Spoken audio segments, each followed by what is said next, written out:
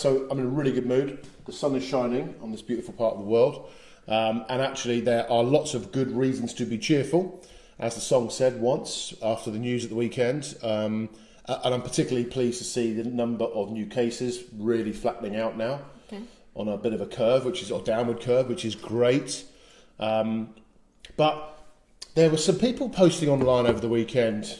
I'm not going to name them. In, kids. Sarah has asked me not to name them, and I'm not going to. Who were basically telling people off for being positive and saying there's no need to be positive. You should be optimistic. Now, I actually disagree entirely. I think you should be both. Now, you don't have to be positive, but what's the alternative to being positive, right? Negative. Yeah. So you don't want to be negatively optimistic. You want to be positively optimistic. Okay?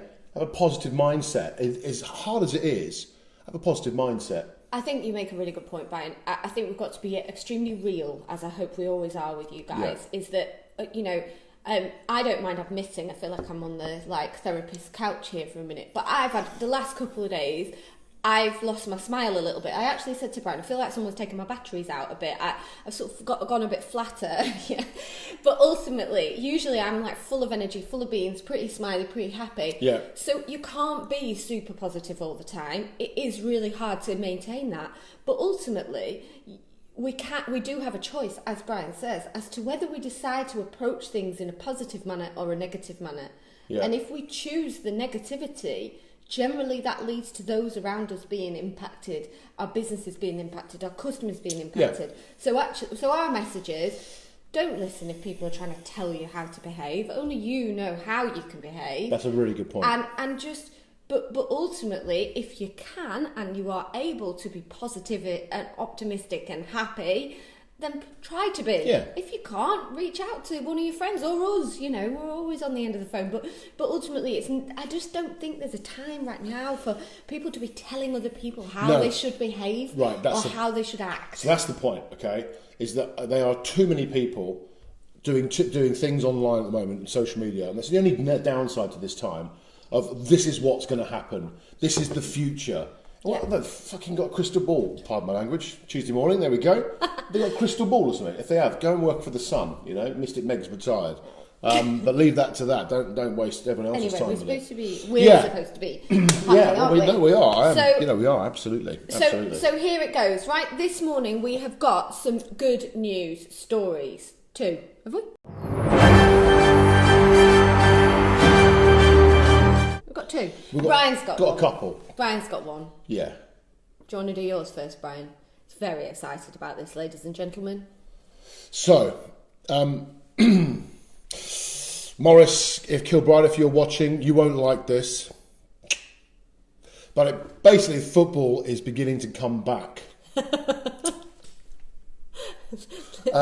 So, the Bundesliga, which is the German Premier League, have returned to training, all teams. Now, there's some caveats to their training, obviously, to be conscious of the health situation. But La Liga, which is the Spanish Premier Division, are also about to return with Real Sociedad going back to training in groups of 2 and 3s. And La Liga look like they're going to follow suit. And obviously, with the flattening of the curve, so to speak, or the beginning of the signs of flattening of the curve, then I expect us to be kicking off again. Do you like that? Yeah. Kicking off again in a few weeks, maybe 3 weeks tops. So which means we're going to have the season finished and Liverpool will win the league correctly. So ladies and gentlemen, you if you didn't already know, Brian is a massive Liverpool fan and we spent at least 2 weeks when we first went down into lockdown crying because of special socks for Morris today. What are you doing?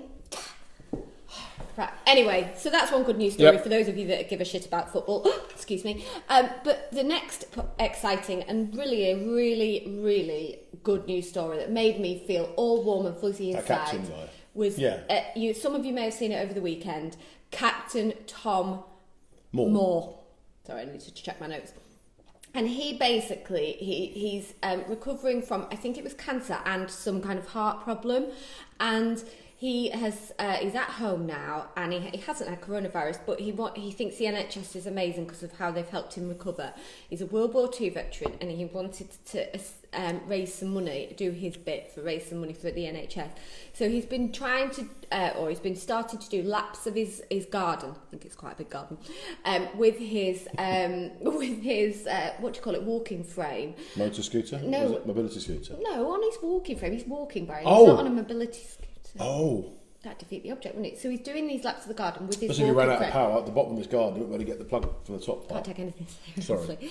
So essentially, he set out and he had a target of £1,000, and he has just smashed £500,000 Wow. raised. That's brilliant. And I know do you know what? It's nothing to do with coronavirus, but what a great story! What charity is he raising money for? He's raising it for the NHS. Oh, brilliant. Yeah, which is so pertinent at the moment. But It's to do with coronavirus. well, it is, but he's not linked. He was doing it because of the care he'd Gotcha, had. gotcha. And actually, I think it's just the two tie in really nicely together. brilliant. So it's a lovely, lovely, positive story. Mm. That and the fact the stock market started to look a bit healthier last week is also quite a nice Excellent. thing. We'll see Okay. where that goes. Right. So, theme for the day.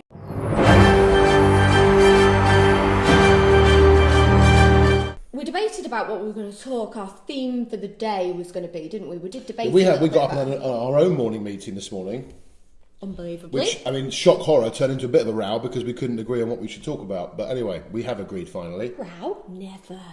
A heated debate. A robustly challenged me, didn't you? Constructive conflict, that's what I like to call it.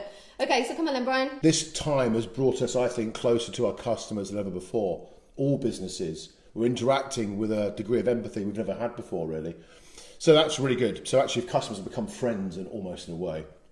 So how are they? What's their weekend been like? What have they learned? What have they done? How are they feeling? And the chance for you to, as we have said many times before, educate them on the positivity of the market, right? Yeah. If you took our advice last week and checked your stats online for your properties, we had this conversation with a big agency on, I think, Saturday, going in and looking at particularly Rightmove and looking at what's the market stats for activity looking like. Because I remember even calling out in the darkest depths of Brexit, and there were still thousands of people online looking at property. So that's the sort of news you can give. Be positive. I think absolutely. Just to carry on a little bit from what Brian's just said there. Ultimately, loads of you, and we're basically talking to many of you offline in this group anyway. Loads of you have really upped your game with your communication to your customers, and that is fantastic to see. Just take a pause. It's a good idea. Probably our recommendation or advice is to take a pause this week and review what that looks like. What have you already said? What have you agreed with them? What messages have you given them? And now, what are the messages going to be going forward? And as Brian said, use statistical evidence to back up what you're saying. So I think people are probably, it looks like we might, and I can't confirm this, go into another 2 to 3 weeks of lockdown. So people, it's important that we try to keep people interested in potentially moving if it suits them, of course, not forcing them into it, but if it suits them. So actually having that evidence that having the data of the market, that the amount of eyeballs that are looking at their property every day, what that means, how much reach they've had on the social media ads that you've been doing for them, whatever that looks like, but just make sure that you're providing them with the statistical evidence to back up your conversations, as well as the caring, how can you help, being kind, which is the most important part. Okay, passive market intelligence is what it is. There's a market there, people looking, they're passive because they cannot actually yet physically go and view. So that's the information you want to share. Share the big data from the market. Excellent. Okay. The next thing we thought would be a good idea for you to potentially have a think about starting today and over the course of the next week or so, and we'll be carrying on ways in which you can do this week, is a bit of planning. So ultimately, we don't exactly know what's going to happen. As Brian said, no one's got a crystal ball, but we should probably, as we are, be trying to put in place now a plan. So if I'm back in the office with a full squad on the 1st of June, who am I? What do I look like?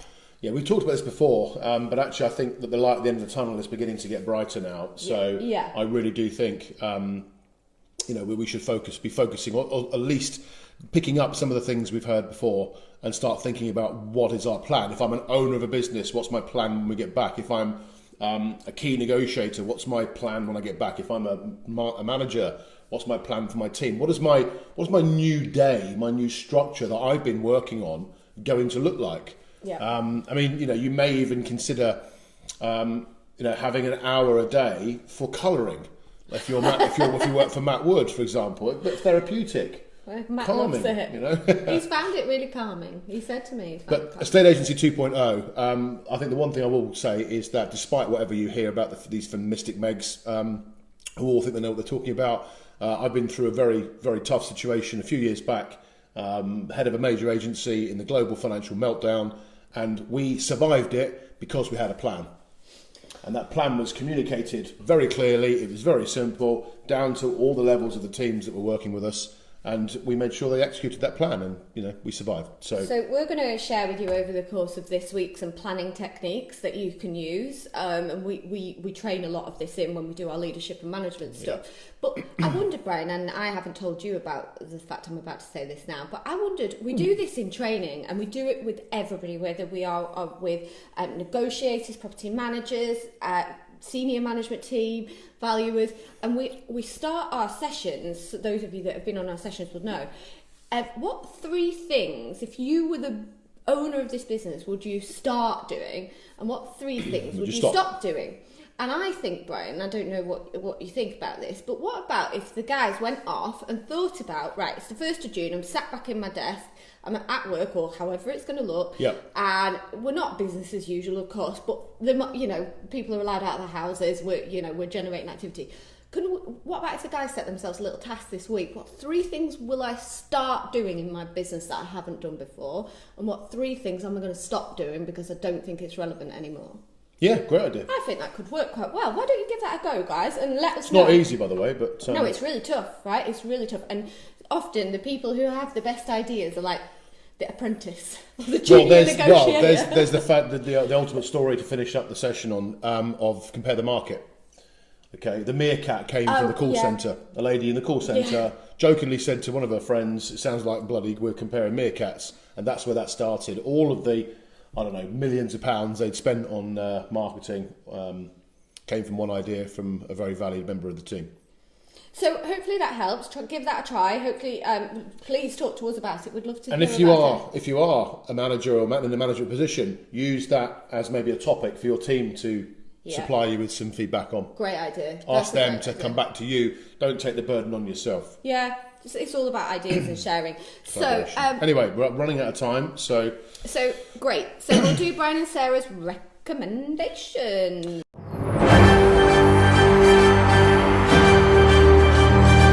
So, film of the week, no doubt about it. Now, I've seen this before and I watched it again yesterday, and it's right up there with many of my favourite films, is The Founder, which, if you haven't seen, is a story of McDonald's, and Ray Kroc, who is the semi-founder of the food chain that you all know about, is played by, what's his name?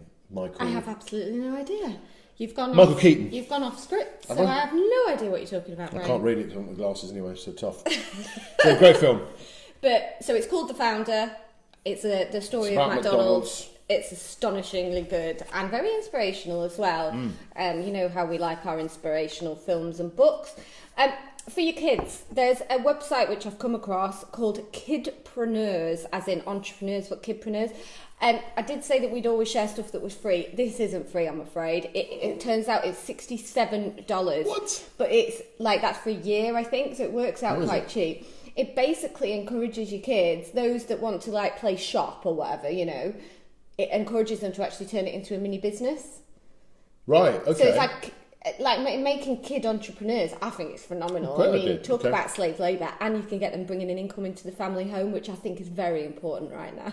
Yeah, I mean, get them on eBay, right? Get all that stuff out your loft. Get it on eBay. I mean, someone might buy it. You never know. I'm kidding, obviously. It's supposed to be fun and helping them to learn about business at a really young age. Okay. So check that out. Of course, I'll share it. Tech. I think I've already said this one to you, but I've just started using it again because I'm doing some marketing work for a business.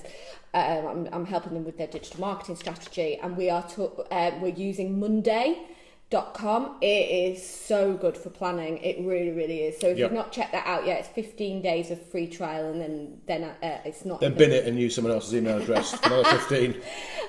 Okay, and the learning for today, there's a website called Skillshare. I believe they've got 2 weeks free as well. Brian has gone off topic and recommended The Founder as your binge watch of the day. And then finally, which has really ruined my audio reading recommendation for today, which was Grinding It Out, which That's is Ray Kroc as well. Ray. Look at double recommendation. It's a double burger this morning. And that's, ladies and gentlemen, what Double Big happens Mac. when you go off script, because I had another binge watching recommendation for you, but I'll share it with you tomorrow. Have a brilliant day, and we'll see you in the morning, bright and early. Thank Adios. you. Goodbye.